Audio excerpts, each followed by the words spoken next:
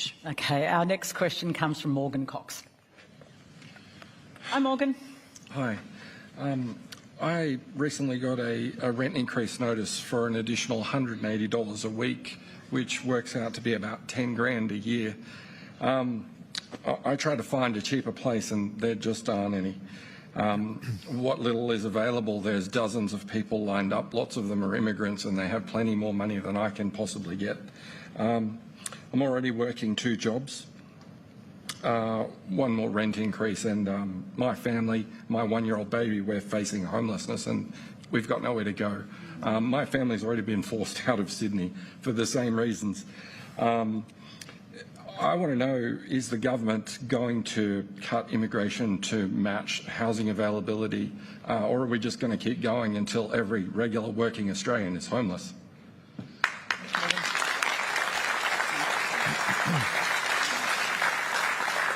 Well, I'm so sorry you're going through that, and it's a story we all hear right across the country, obviously particularly in the biggest states around the biggest cities. We have been working very hard to get migration levels, immigration levels down to something we think the country can manage. And what we've found after those efforts is that arrival numbers have returned to about pre-COVID levels, but we're not managing the exits, the people returning back home if they've been here studying or they've been here for short-term skilled work, and we're working very hard on that. So we do want to see those migration numbers get back to something like normal for Australia. We also know that migration has been an important part of keeping our economy going. You know, we also have a very tight labour market with lots of skill shortages. I know in health, in hospitals, in aged care facilities, we struggle to keep those operations going. So it is a fine balance governments of all political persuasions always have to try to strike. But we know we need more houses. Like, we just need to get building more houses, and partly that's why we have focused on a range of programs to get more houses built, including affordable houses.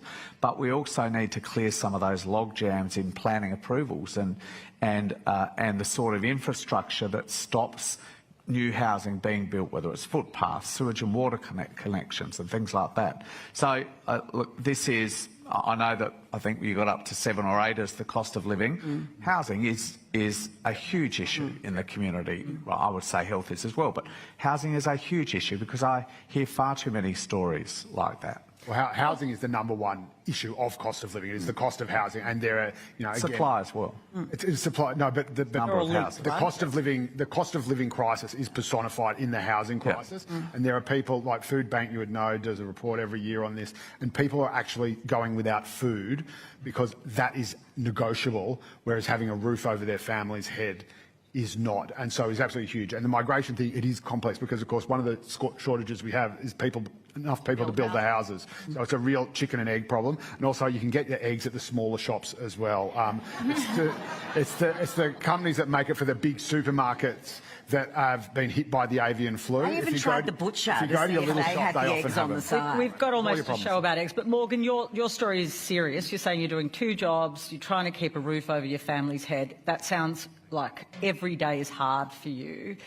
It is. Beyond lowering immigration numbers, that you like competition for housing, are there other things that you're looking for? Well, that's really the main one. And as I understand it, the government makes the laws and decides who comes in. So if you've got 2.5 million people coming in a few years, surely you can say to them, no, we don't have enough houses for you. Matt Keane, you're a former treasurer, and in fact, not trying to blame you, but, you know, some of the problems that were building up in New South Wales did probably happen under your previous government's watch, as there was federal government. Like, a lot of these things take a while to build up. Sydney particularly has become a place that so many people can't live in anymore. Yeah, I mean, is it an immigration issue? Because a lot of people are raising. Well, I think it's more complex than that. I mean, and you know, that is one thing. But I mean, the reality is that we need more housing supply. more supply into the system means more availability for renters, for homeowners, more choice.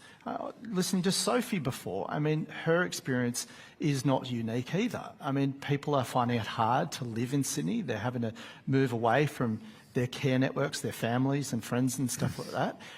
And we need to address this. So I'm the Climate Authority Chair, so I'm speaking as the ex-Treasurer here today, and let me say that the number one priority for governments, a lever that they could pull, is making it easier in our planning system to get stuff built, because there's way too much red tape and green tape that is stopping housing developments, whether it be in Sydney, Melbourne or right across Australia. Yeah, well, there's New South Wales and Victoria already working on that, but yeah, we've got another question now.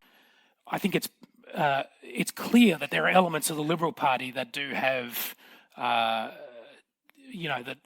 up about it. Yeah, they do have. Thank you very much. Yeah, but it seems to me it can just as easily, perhaps even more easily, come from the Labor side, just because the Labor Party keeps losing, right? And when you keep losing, you start looking for ways to win. And so maybe, there is an element inside the Labor Party, for instance, that, Bob Carr, after the 2000 Olympic Games, said Sydney's full. I mean, how big a leap is it to get a national leader of the Labor Party saying Australia is full? Is that really such a big leap? I don't think so. So it seems to me it could come from either party. The reason I think this is a nice analogy with Brexit is that high immigration is a point of elite bipartisan consensus, just as the relations with the EU were in the UK. Okay, so this was a point of elite consensus which was never tested really with the population. So both major parties in the UK took it for granted that Britain's, slow, halting but gradual enmeshment with Europe was a good thing. And it seems to me, because these parties became so disconnected from the public in the way that I just described earlier, they failed to recognise that the public had not bought into this sentiment. Now, it's not that the public was against it necessarily. They just hadn't paid any attention to it, and they certainly weren't invested in it the way that the political class was in the UK. So when they did eventually make the mistake of asking, the British people came back with the wrong answer. What happened to looking after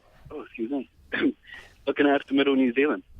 Yeah, so isn't the issue, if you just take the issue with housing, irrelevant of, where you think people are coming from, which ethnicity, whether they're coming from overseas or they're coming from Invercargill, the bottom line is, I don't know, maybe I'm wrong, but there's no evidence I've seen that suggests that the demographers are wrong when they say 1 million people are coming to Auckland over the next 30 to 50 years. And I just think it's going to happen because big cities grow. If you look in Australia, Sydney's getting bigger, Melbourne's getting bigger. This is an international city and it's just a magnet for economic activity and it's drawing people in.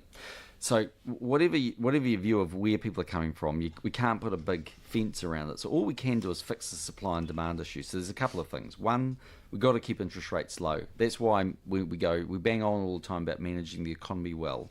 And I think the budget's demonstrated we're doing that. But that's keeping interest rates low. That's helping. Second thing is we've given the Reserve Bank more tools so they don't have to whack up interest rates and can alter things. But the third thing is, in the end, the reason house prices are going up is because there's not enough supply. There's 4,000 homes being built for 13,000 demand.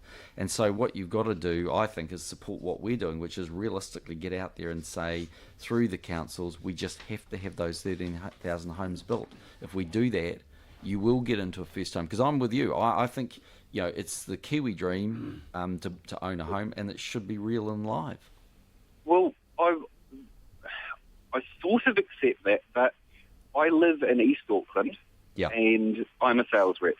And I'm driving around and I'm seeing all the different schools and I'm seeing hotels, etc. And every place I go that happens to be for sale, and I've got some people in property and da-da-da as well. Everywhere I go, I was at a motel. There's an option in the 28th in Mount Wellington of a hotel. And even the real estate agent said, everyone from China will buy it, hole it, and put up apartments. And, every section for sale, etc., etc. Even the buildings, some of the buildings in Howick, Pakuranga, Botany area, only have, and I sound like a complete racist, and I'm not. My wife's Norwegian, Right. but they've only got Asian writing on it. All right, I got the point. I'm not being rude. I just want to get through as many calls as I can. So Yeah, so I mean, look, in the end, you are going to see investment coming from all sorts of different places. I mean, I hear the argument that they are investing and they're not living in the properties, and that's forcing first-home buyers out. But look, if you do that, you end up having to pay a capital gains tax irrelevant of any changes, because the IRD look at you, and if that's the purpose of buying it, then you get caught. Secondly, you eventually got to rent them, and there's no obvious sign of being lots of rental properties. I honestly and genuinely believe it's not much more complex than this. You've had a recession, a lot of developers went broke, a lot of the finance companies went broke. That stopped the supply chain. The supply now is needed more than ever because the confidence has come back, and we just got to basically unlock. Mike, and this is your thing. yeah, okay. So property. Okay, there's three things that drive property. I'm sure you all know this. So essentially, interest rates, jobs, and migration. So they are the three big factors, and essentially why they're pretty much in that order is that if you go and borrow money to buy a house, just let's take residential for a moment, then pretty simply people go along and say, how much can I, they work backwards. Fundamentally, how much do I earn, how much can therefore I afford to pay? And let's say your mortgage is 2.5% at the moment, for want of an argument. Then the banks actually chuck in their models much higher numbers, over double that. So they stress test themselves that you can afford it when rates go up a bit. It doesn't mean that it doesn't have quite a big impact. So when everybody runs around, by the way, and says, oh, it's terrible, house prices are going up, they don't really mean it. Okay, I know politicians say that all the time. They don't really mean it. I'll tell you why they don't mean it. What happens when house prices go up is you get what's called the wealth effect. And even though mum and dad, they borrow $500,000, they buy the house for the $1 million, it's worth $1 million, one day they wake up and go, whoa, 3 years later it's worth $1.5 million. They'll tell you how bad it is, but they go to Myrtle and they go, there, we're worth $1 million, and they go out for dinner and they spend money. They really do. So yeah, okay, the pace of increase has been too high, but they still like it. So it's all about interest rates, and if you believe they're going to track up, they'll have some impact. Jobs, can people keep paying the mortgage? Migration is quite a big factor. So it has been, saying the blindly obvious, going crazy. So just to give you an example, what we call system growth, how much do the banks lend in residential? On average, that's $15 billion a year. Just to give you an example, in the last 12 months, it's been $30 billion. So ANZ, we are 1 in 3 home loans. We're the biggest in the country.